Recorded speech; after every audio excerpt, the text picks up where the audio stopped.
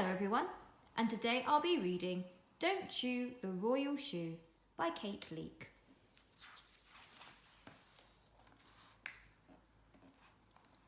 Lord Chippington, Marmaduke Fluffytoes, or Chips for short, wasn't quite like the other royal dogs.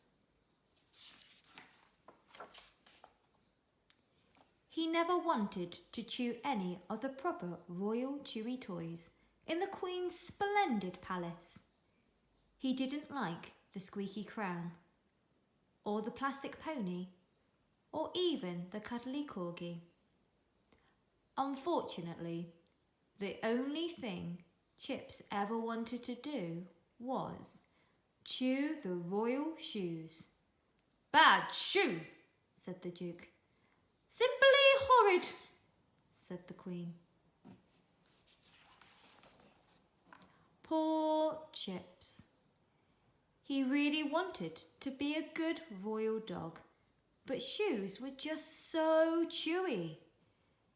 Their lovely laces were like spaghetti, and each shoe had such a delicious smell.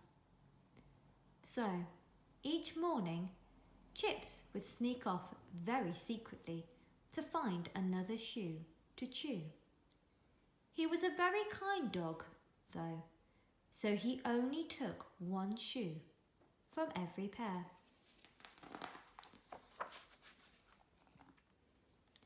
He hid his wonderful shoes beneath the royal rhododendrons so that he could chew them whenever he wanted to. He had lots of favourites. The Queen's shoes, which smelled like English roses. The Princess's glass slipper, nice and crunchy. The gardener's Wellington boot, extra muddy with bonus worms. The Duke's roller skate, super speedy and fun to chase.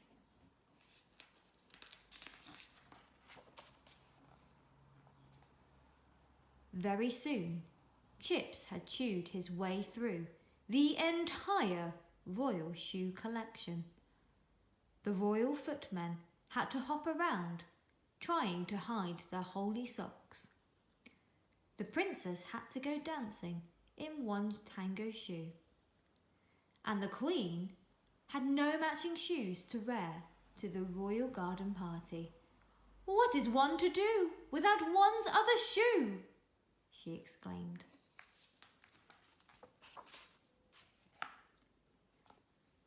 Later that afternoon, at the royal garden party, the Queen greeted her guests, wearing a flip-flop and a Wellington boot. It was terribly embarrassing. And when the Queen inspected the royal guards, she decided that something had to be done. She ordered an urgent investigation to find out where all the royal shoes had disappeared to. It wasn't long before the royal gardener made a grand discovery: Chip's secret shoe stash. The gardener told the cook told the footman told the butler told the maid, and the maid told the Queen.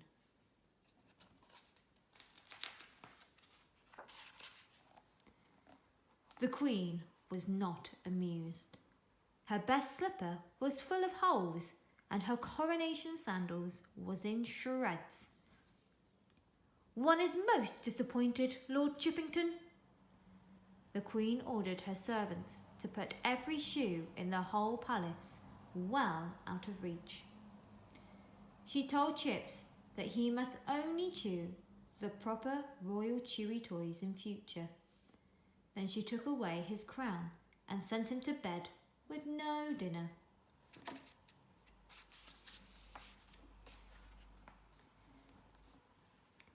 Chips heaved a huge doggy sigh. "Oh!" He tried nibbling a cuddly corgi, but it just wasn't the same. At last, Chips went to sleep and dreamed about beautiful shoes, shiny shoes that smelled of boot polish, stinky shoes that tasted cheesy, and the Queen's shoes that smelled like English roses.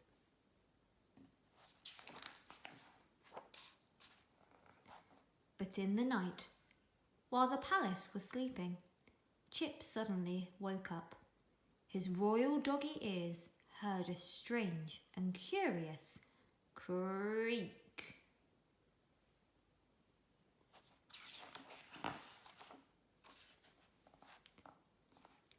His royal doggy eyes spotted a strange man with a bag tiptoeing into the royal jewel room. That was odd.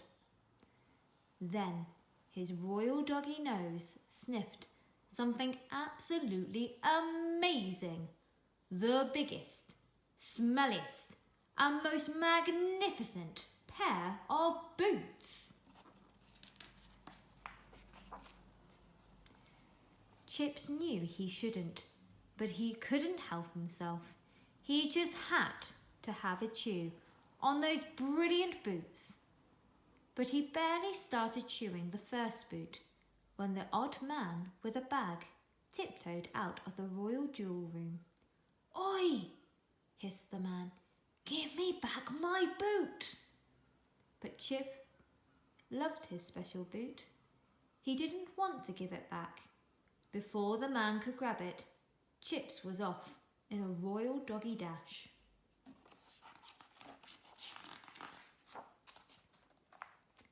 The strange man dashed after him, but he hadn't noticed the royal chewy toys that Chips had left in the corridor. Squeak, squonk, nay, went the toys, and yow, ouch, yanks, went the man.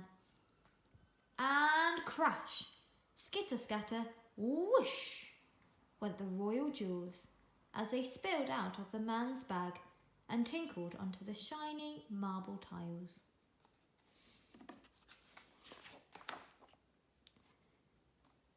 All that noise woke the whole palace. "By Jove," thundered the Duke. "He's stealing our jewels! Officer, seize this scoundrel!" "And I'd have got away with it too," growled the burglar, "if it wasn't for that pesky dog chewing my boots." "You chewed his boots?"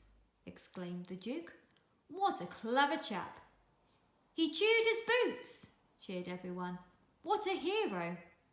"He's simply splendid," said the Queen.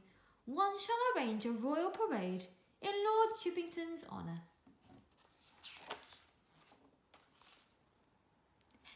It was an excellent parade, but, best of all, the Queen allowed Chips to keep his special boots, and he could chew them whenever he wanted. They were superbly smelly, deliciously disgusting, and quite simply, jolly well perfect.